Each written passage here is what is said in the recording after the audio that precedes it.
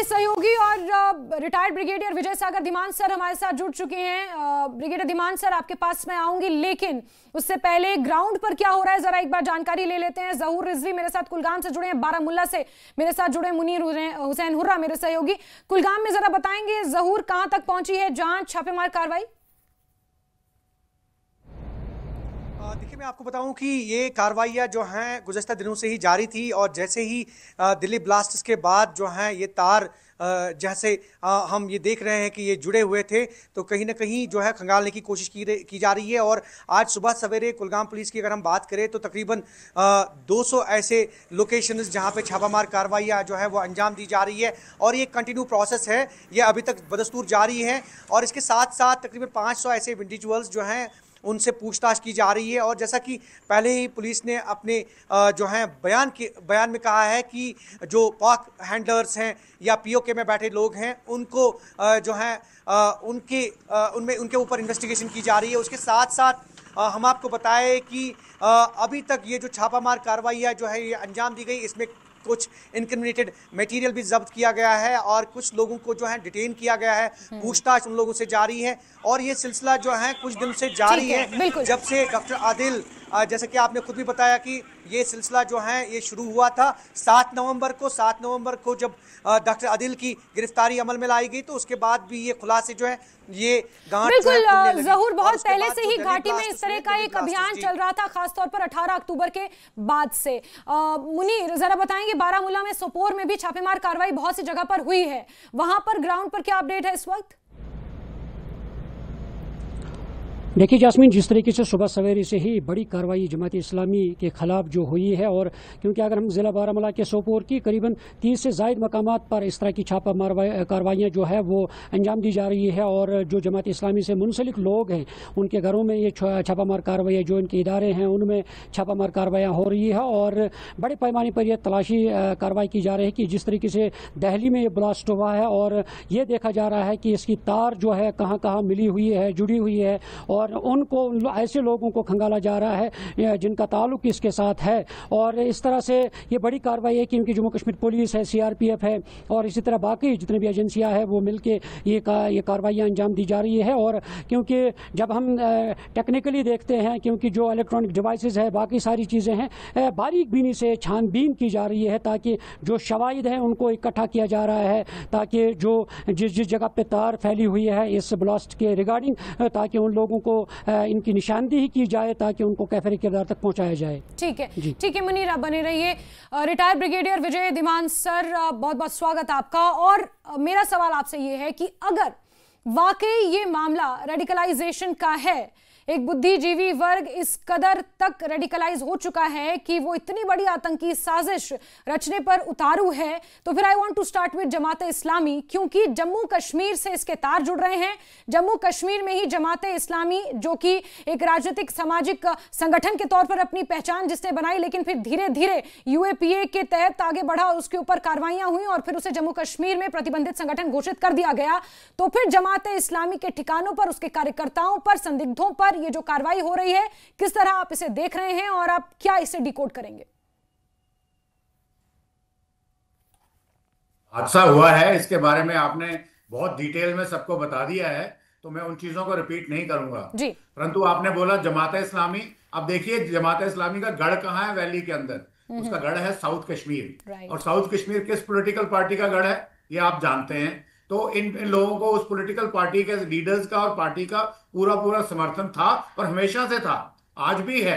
आज भी वो कई बहकी बातें, स्टेटमेंट्स आती हैं उनके लीडर्स की कि पाकिस्तान से समझौता कीजिए, उनसे बात करिए वगैरह वगैरह। I will not get into that point ये है कि ये जो व्हाइट कॉलर टेररिज्म शुरू हुआ है, ये व्हाइट कॉलर टेररिज्म क्या है, ये हमने अपने डॉक्टर्स देखे हैं। इसमें हमने देखा है कि 3 डॉक्टर्स जो है तो साउथ कश्मीर से गए थे, एक को कल पकड़ा गया है श्रीनगर के अंदर, उसके अलावा एक लेडी डॉक्टर और दूसरे डॉक्टर लखनऊ में और एक हैदराबाद में, जो गुजरात की एटीएस भी पकड़ के लाई है और हरियाणा की एटीएस भी पकड़ रही है और जेएंडके की तो है ही है। तो ये सारी चीजें जो साउथ कश्मीर पे अगर हम फोकस करें, ये जो बच्चे हैं ये कोई बड़े घरों के बच्चे नहीं हैं, ये वही ग्राउंड लेवल के बच्चे हैं जो एमबीबीएस की सीट मिलती है वेदर बाय कोटा और अदरवाइज, और वो डॉक्टर बन गए हैं। अब इनको रेडिकलाइज किसने किया?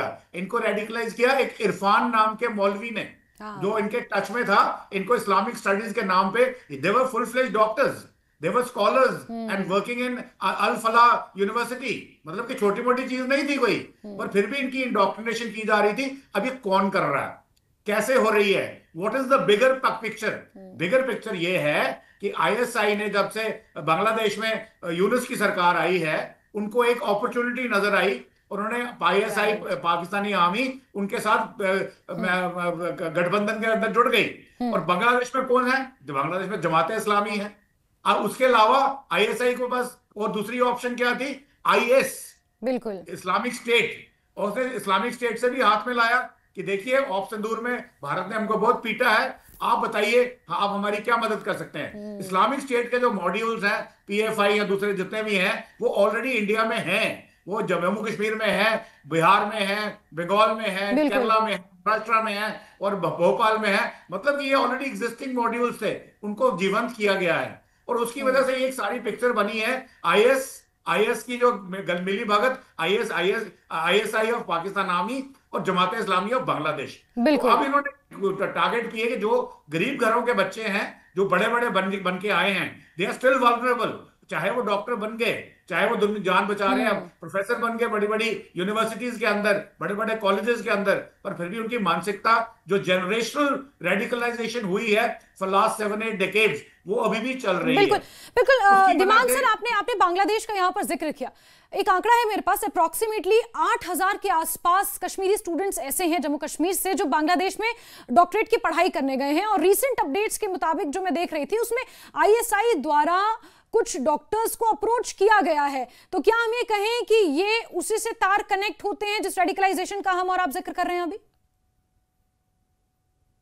प्रॉब्लम नहीं थी जब शेख हसीना की सरकार थी, they were very friendly with India. तो ऐसी जो बातें अगर कोई जमाते इस्लामी सिर उठाता था, वो बांग्लादेश में बैन थी। शेख हसीना ने जमाते इस्लामी को बैन करके रखा था। तो हमारे जो कश्मीर के बच्चे हैं जो बांग्लादेश में थे, वो सेफ थे। परंतु अभी क्या हुआ है कि अभी जब सरकार बदल गई है और वहां पे सारा का सारा फोकस जो है वो जमाते इस्लामी पे है। और जमाते इस्लामी जम्मू कश्मीर में कहां पे है? साउथ कश्मीर में है, ये कुलगाम, पुलवामा और अनंतनाग बेल्ट के अंदर। और यहाँ पे इसकी हिस्ट्री आप जानते हैं, कौन सी पॉलिटिकल पार्टी का गढ़ है और उनको कैसे सपोर्ट करते हैं।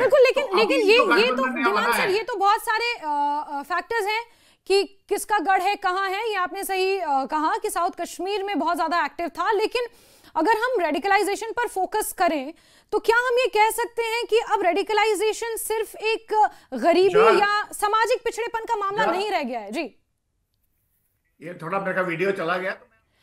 नहीं, कोई बात नहीं सर, आपका वीडियो नहीं आ रहा, बट मैं आपको बखूबी सुन पा रही हूं। तो मेरा सवाल आपसे ये है कि रेडिकलाइजेशन अब सिर्फ एक गरीबी या सामाजिक पिछड़ेपन का इशू नहीं रह गया है। उन वल्नरेबल तबके को अब आप टारगेट करें, सिर्फ ऐसा नहीं रह गया है, बल्कि आप हाईली लर्नड लोगों को भी आप रेडिकलाइज कर पा रहे हैं। तो फिर ये तो और ज्यादा चिंताजनक है। Okay, I'll answer you this question also. Yes. मैं ये बता रहा हूं आपको कि 1947 के बाद ही जो भी डिस्पेंसेशंस आई थी, उन्होंने इसको रेडिकलाइजेशन करनी शुरू कर दी थी, इस्लाम के नाम पे बोलना शुरू कर दिया था, जिसका फायदा पाकिस्तान पे उठा रहा था ऑल थ्रू। क्योंकि उनका क्लेम था कि जम्मू कश्मीर हमारी टेरिटरी है, राइट रॉन्ग को हम बाद में देखेंगे। तो उस चक्कर में जो पॉलिटिकल पार्टीज अपना करती थी, फायदा उठाती थी, वो चलता आया। तो जनरेशनल जो प्रॉब्लम आई यहाँ पे, वो इतनी जल्दी नहीं जाएगी। हालांकि काफी फर्क पड़ा है। तो अभी वो उसी पुरानी चीज को उन्होंने दोबारा रिवाइव करने की कोशिश की है, बांग्लादेश के माध्यम से या इवन आईएस के माध्यम से। ये जो आईएस का जो नया गठबंधन आईएसआई के साथ हुआ है, पाकिस्तान आर्मी के साथ जो आईएस का गठबंधन हुआ है, तो ये थोड़ा सा गड़बड़ है। फिर उनका जो जमाते इस्लामी बांग्लादेश में हुआ है, ये गड़बड़ है। तो अब ये पुराने जो जख्मों को कुरेद करके उन लोगों को ऊपर लाने की कोशिश कर रहे हैं। तो this is the radicalization phase 2 बोलेंगे हम इसको, जबकि पहले वाले को हमने काफी कंट्रोल कर लिया था। जो पुराने बुझते हुए अंगारे हैं, उनको दोबारा से हवा दी जा रही है कि वो फिर से तेज हो जाएं। तो ये इसको हमने वहां उस पॉइंट ऑफ व्यू से देखेंगे। बिल्कुल बिल्कुल सर, मैं आपके पास लौट कर आऊंगी, लेकिन मेरे सहयोगी भी मेरे साथ बने हुए हैं। अगर चलिए मैं ज़हूर से दोबारा जुड़ूंगी, क्योंकि कुलगाम का सर आपने जिक्र किया था और जिस तरह से दक्षिण कश्मीर में आपने कहा, सर हम अगर जमात इस्लामी पर फोकस रहें तो जमात इस्लामी की बहुत सारी प्रॉपर्टीज को हम देखते हैं कि घाटी में कुर्क किया गया। पूर्व में जमात इस्लामी से जुड़े हुए जो लोग थे उनके ऊपर शिकंजा कसा गया, लेकिन किसी का ध्यान क्या इतने सालों में, इतने महीनों में, और ये यूं कहें कि पोस्ट 370 ये नहीं गया कि जमात इस्लामी जैसा एक प्रतिबंधित संगठन कहीं ना कहीं अपनी जड़ें मजबूत कर रहा है और इस कदर की घाटी से लेकर दिल्ली तक, उत्तर प्रदेश के सहारनपुर तक, हरियाणा के फरीदाबाद तक अपनी जड़ें पसार रहा है? देखिए, आपकी बात बिल्कुल सही है। ये जो प्रॉब्लम है, ये प्रॉब्लम इसलिए है क्योंकि ये जो फोकस था जो सिक्योरिटी फोर्सेस का, वो कहीं और था। और उन्होंने उनको, जो जमात इस्लामी इनफैक्ट जब उनको बैन कर दिया गया था तो ये ऑलमोस्ट खत्म हो गए थे। ये इनका रिवाइवल है। मैं आपको बता रहा हूँ, इरफान नाम का एक मौलवी है जो सुबह एक न्यूज चैनल पे हमें बताया गया, उसकी फोटोग्राफ भी दिखाएगी। ये जो मुजम्मिल, आदिल और उमर की जो रेडिकलाइजेशन हुई है, ये इस मौलवी ने की है। वो इनको इस्लामिक स्टडीज का स्कॉलर बन के आया इनके पास, बट पीछे पर्दे के पीछे वो उनको क्या सिखा रहा था वो आपने देख लिया। इनके पास कहां से AK-47 आती है, वो अपने लॉकर में रखता है, वो भी उनके पास कहां से इतना बारूद आता है, और उसको किस तरीके से कर रहा है। तो ये सारा का सारा जो कश्मीर में जो प्रेशर बनाया हुआ था ATS ने, वो सारा का सारा अल फलाह यूनिवर्सिटी की कैंपस में आ गया। तो this is how problem this is happened. बिल्कुल सर, आगे इसे कैसे निपटा जाएगा, क्या इसका सलूशन हो सकता है? क्योंकि ना जाने कहां तक, कितने अंदर तक ये चीज अपने जड़ें पसार चुकी है। जम्मू कश्मीर के कुलगाम के कुछ डॉक्टर्स फरीदाबाद में प्रैक्टिस करते हैं और वहां पर इस तरह से रेडिकलाइज्ड होके वो इन गतिविधियों को अंजाम देते हैं। तो ऐसे में तो बहुत सारे लोग होंगे जिनकी पहचान करनी होगी। देखिए, ये एक बहुत ही मेजर प्रॉब्लम है जो शायद सिक्योरिटी फोर्सेस को अब समझ में आई है। पहले शायद उन्होंने इसको इग्नोर कर दिया था, ये सोच के कि जमात इस्लामी बैंड है, उनकी एक्टिविटीज नहीं हो रही हैं। ये एक किस्म का रिवाइवल किया गया है। ISI combined with the IS, Islamic state, उन्होंने मिलकर के इसका रिवाइवल किया है। अच्छा दिमाग सर, एक बड़ा अच्छा I am sorry I am interrupting, लेकिन एक बड़ा अच्छा मेरे दिमाग में एक और चीज आई कि जो हाल ही में मसूद अजहर की बहन है, उन्होंने एक जमातुल मोमिनात का गठन किया रिसेंटली अभी, और उसके साथ डॉक्टर शाहीन जो लखनऊ से गिरफ्तार हुई है, उनका संबंध भी सामने निकल कर आया कि उन्हें जिम्मेदारी दी गई थी यहाँ पर महिला ब्रिगेड इकट्ठी करने की। बिल्कुल आपने ठीक कहा है। इसी तरह से ये तार जुड़ते चले जाएंगे। ये जो उमर मसूद के बहन ने जो पाकिस्तान में शुरू किया है, वो भी इसका हिस्सा है। इसलिए मैं बोल रहा हूं, इस वक्त कोई सिक्योरिटी एजेंसीज या गवर्नमेंट की तरफ से कोई बयान नहीं आ रहा है। सबके सब अपनी पूरी जांच में लगे हैं, इंटेरोगेशन में लगे हैं, फोरेंसिक इन्वेस्टिगेशन में लगे हुए हैं। इसलिए अभी कोई जल्दबाजी करना नहीं चाहते, क्योंकि इस बार पुख्ता सबूत लेकर के हमने पुख्ता तरीके से रिटेलिएट करना है और देखना है किस जगह को हमने बिल्कुल दिमान सर, प्रधानमंत्री नरेंद्र मोदी भूटान से इस बात को कह चुके हैं कि जब जांच होगी और उसके बाद जो कुछ सामने आएगा बख्शा तो नहीं जाएगा। सर एक मिनट, बड़ी खबर बता दें दर्शकों को, इस वक्त सूत्रों के हवाले से मिल रही है बहुत बड़ी